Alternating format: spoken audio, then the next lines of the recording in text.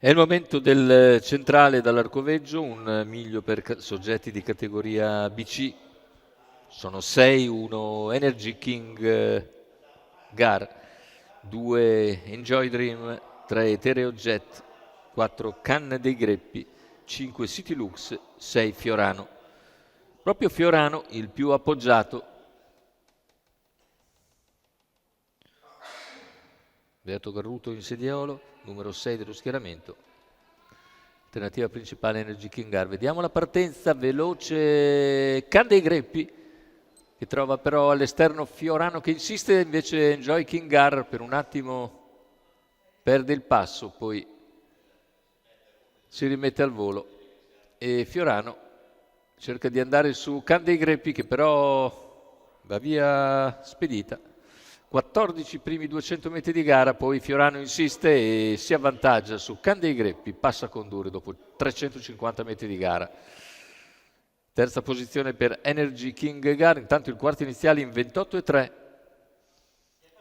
Più indietro Enjoy Dream, che precede Etereo Jet, che accenna a venire fuori, esce all'esterno Etereo Jet e così subisce l'anticipo di Energy King Gar, era quello che voleva probabilmente per stanare Energy King Gar e trovare una pariglia.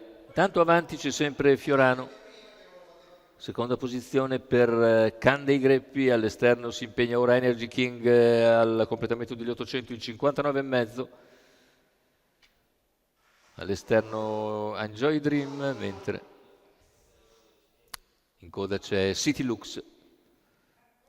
Chilometro completato in 1,14 netto con Fiorano leader sulla pariglia formata da Can dei Greppi e Energy King Gar. Prova ad impegnarsi Energy King Gar, ma Fiorano accelera e completa un parziale in 13,7.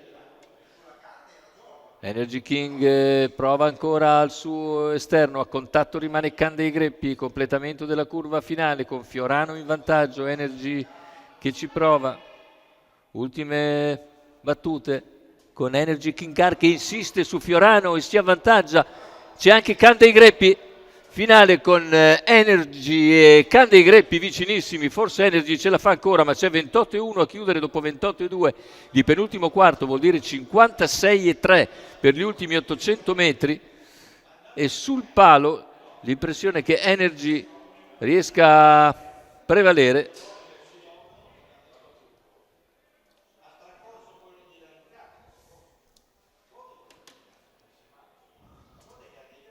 Però l'arrivo è molto molto stretto. Abbiamo visto ora il fermo immagine con Energy e Can. Forse Can riesce forse a mettere qualcosina davanti, ma è davvero strettissima. Bisogna allargare e dall'immagine che vediamo forse Can dei Greppi riesce a piegare Energy King Gar, ma l'arrivo è davvero strettissimo. Rivediamo. Difficile, difficile, anche se l'impressione,